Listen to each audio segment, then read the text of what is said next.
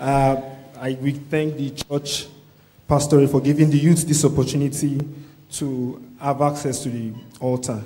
This morning, our text is from the book of Genesis, chapter 22, verse 1 to 9 and 13. Because of our time, we will need to move very fast. Please, we will be reading together, so I encourage each and every one of us to open our Bible so that we read together. Amen. Genesis chapter 22, verse 1 to 9, and then verse 13. Are we there? If you are there, shout hallelujah. If you are yet to open there, say wait for me. Okay, you have 10 more seconds. Genesis chapter 22, verse 1 to 9, and then verse 13. Are we there now? Amen. Okay, we shall read. 1, 2, go. And it came to pass after these things that God did tempt Abraham and said unto him, Abraham, and he said, Behold, here I am. And he said, Take now thy son, thine only son Isaac, whom thou lovest, and get thee into the land of Moriah, and offer him therefore a burnt offering upon one of the mountains, which I will tell thee of. Verse 3, And Abraham rose up early in the morning, and saddled his ass, and took 2 of his young men with him, and Isaac his son, and clave the wood for the burnt offering, and rose up and went unto the place which God had told him. 4, Then on the 3rd day Abraham lifted up his eyes, and saw the place afar off. And Abraham said unto his young men, Abide ye here with the ass, and I and the lad will go yonder and worship, and come again to you. And Abraham took the wood, the burnt offering, and laid it upon Isaac his son, and took the fire in his hands, and a knife, and they went both of them together. And Isaac spake unto Abraham and his father, and said, My father, he said, Here am I, my son. And he said, Behold the fire and wood, but where is the lamb for a burnt offering? And Abraham said, My son, God will provide himself a lamb for the burnt offering. So they went both of them together. Verse 9, And they came to the place which God had told him of, and Abraham built an altar there, and laid the wood in order, and bound Isaac his son, and laid him on the altar upon the wood. Verse 13, the last verse, please, let's read together very loud. And Abraham lifted up his eyes and looked, and behold, behind him a ram caught in a thicket by his horns. And Abraham went and took the ram, and offered him up for a burnt offering in the stead of his son. Amen. By the grace of God and the help of the Holy Spirit, we'll be looking at the topic this morning, when God leads the way. Last week, our Father in the Lord talked about let God lead the way. Today, we are looking at when God leads the way. Amen. We are believers, and we are not just called believers for being believers' sake, but because we believe in God, we have faith in Him. That's why we are called believers. We follow God's leading. We follow after Him. We obey His instructions. But there are times, if you look at this scripture we read, there are some instructions that God gives us for certain reasons best known to Him. Sometimes we don't know. And it is not very convenient and very easy for us to follow. Little wonder the book of Hebrews says, you cannot please God except you have faith. To follow after God, to follow His leading, to obey His instructions, you need to have faith in Him. And very briefly, we'll be looking at what happens when God leads the way. When God leads the way, we are expected to follow Him. We are expected to obey the instructions He has given unto us. So number 1, let's read verse 4. Genesis chapter 22, verse 4. It says, Then on the 3rd day, Abraham lifted up his eyes and saw the place afar off. If you go back to verse 2, the ending part, he said, And offer him therefore a burnt offering upon one of the mountains, which I will tell thee of. Sir, when God told Abraham to go and sacrifice his son, He told him, Go to the land of Moriah. You will see a mountain there. I will tell thee of a mountain. But sir, when he got there, from afar, he saw the mountain. He knew where he was going. When you follow God's leading, when God is leading you and you follow, God downloads His mind into your mind and you will know. God said, I will tell you. But sir, when he got there and from afar off, he saw it and he knew that is the place. Amen. Point number 1, when you are following God's leading, God will reveal things to you. He will tell you things. I didn't mean Abraham has stayed back and didn't follow and he's brooding over, my son, my only son, my love, the son I love. God wouldn't have told him that. He wouldn't have downloaded his mind, God's mind, into Abraham's mind. God's revealing things to Abraham was a function of Abraham's obedience. If Abraham had not obeyed, there is no way God would have answered him. Amen. We'll move on. Second point. Let's read verse number 9. And they came to the place which God had told him. And Abraham built an altar there, and laid the wood in order, and bound Isaac his son, and laid him on the altar upon the wood. You see, you have a young, vibrant man, Isaac, and the old man, Abraham. And then he laid the altar. He set the wood, and now start binding Isaac. Sir, this is not ordinary. It is beyond the ordinary. I put myself in Isaac's shoe. I have asked God, my father, where is the burnt offering? And then he told me God will provide. Out of anxiety and excitement, I'll be waiting for God's provision. I want to see how God will provide the ram. I want to see God's provision.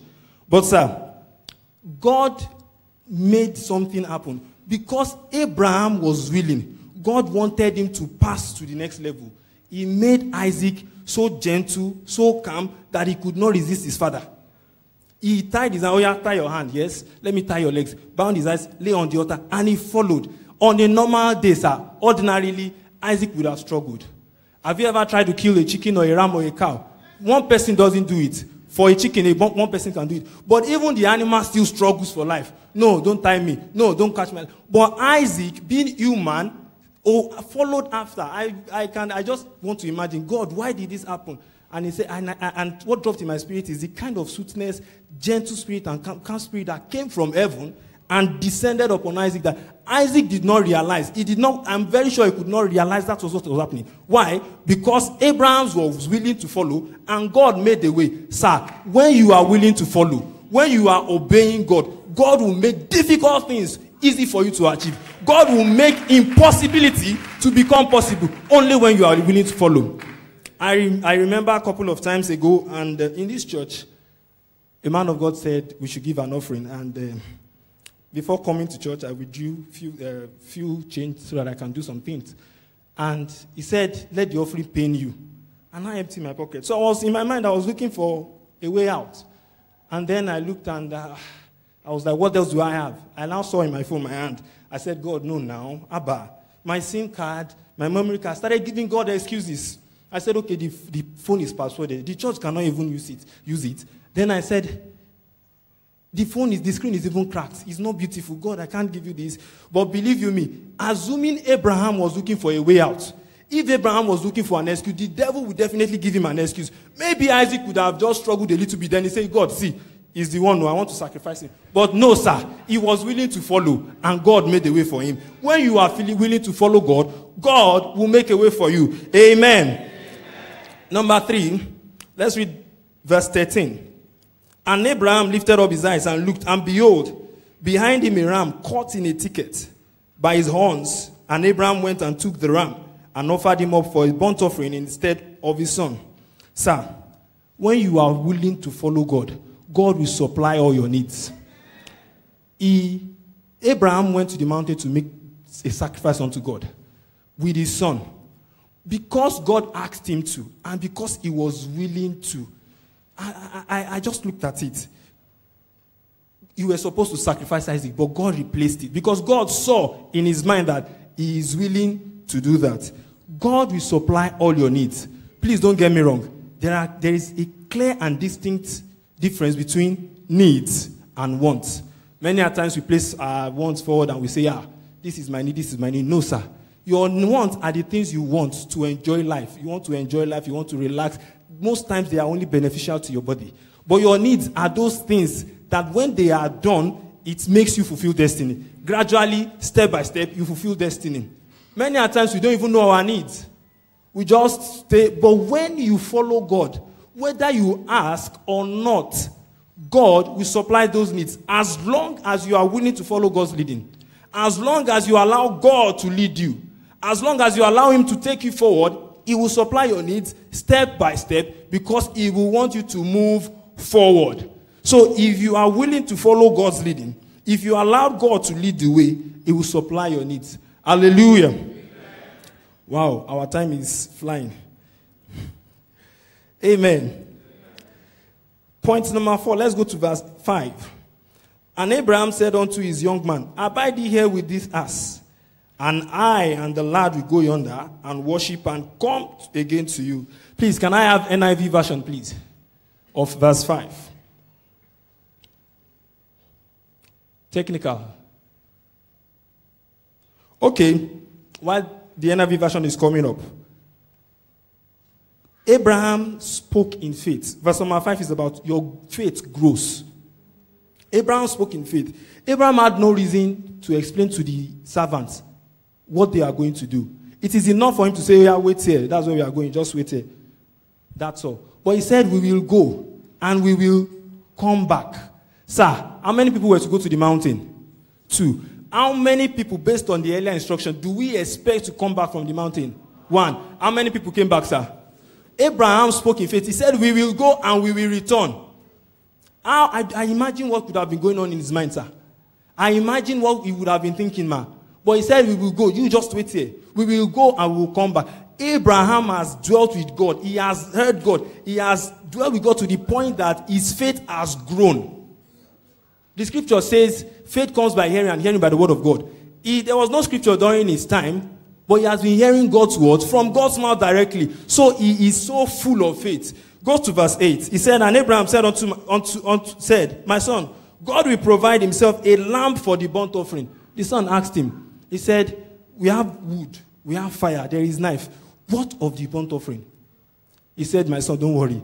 I have had encounters with grown-ups, people that are much older, and sometimes when you ask a question that they can't give answer, they either deviate, change the topic, or behave as if they are mute, they didn't hear you. Abraham had a choice. He could have kept it and do as if he's communicating with God and don't answer. But out of faith, I don't know what he was thinking. But he said, don't worry, the Lord himself will provide. Sir, on the long run, the Lord provided. Is that not so? Because he had dwelt with God, because he allowed God, God provided. I imagine, let's assume I'm God, and I've asked him, please come and sacrifice your son. And then, when he got to the point I saw, oh, he's willing to sacrifice the son, I could have just said, oh, it's okay, now I see. Please, take your son and go back home, it's okay. But because he has spoken in faith, the Lord God himself will provide. God was moved to provide. What he just needed to do, look and get the ram. The ram was provided, held bound for him. He didn't have to struggle. The ram was there. God provided because he had faith. Amen. I remember the story of one man of God I heard. God called him into ministry and he was struggling with it because he didn't want to come to Africa. Probably that was the greatest things he dreaded. He was dreading at that point in time. And he was struggling. And he got to a point he had no peace. Then he just went to God. He said, okay, God, I've heard. I will go. God now told him, I don't need you to go to Africa. I just wanted you to accept your calling. Sir, it was not about Isaac. Neither the ram, neither the gadget, neither the things you hold in high esteem, but about God. When it comes to God, how do you treat those things? The wealth God gave you, how do you treat it when it comes to God? When God says, give this thing, how do you see it? How is your relationship with God? God is the one leading the way. Will you hold your possession and hold back, or you want to hold all the possession and follow him? The person that will run after God will leave everything behind and run after God. Not that you cannot have wealth, not that you cannot enjoy life, but they will not be priority over God. That is how God is leading, sir. God cannot lead you when you are holding tight to carnal things. Not that you cannot have money, not that you cannot enjoy life, but sir, your relationship with God is what matters when you want God to lead the way. Amen. Amen. A songwriter says, God save the best for those who trust and obey in him. I want you to just stand on your feet and declare, Father Lord, Father Lord, I choose to worship you today. I choose to follow you today. I choose to follow your leading. I choose to obey your instructions. Open your mouth and pray.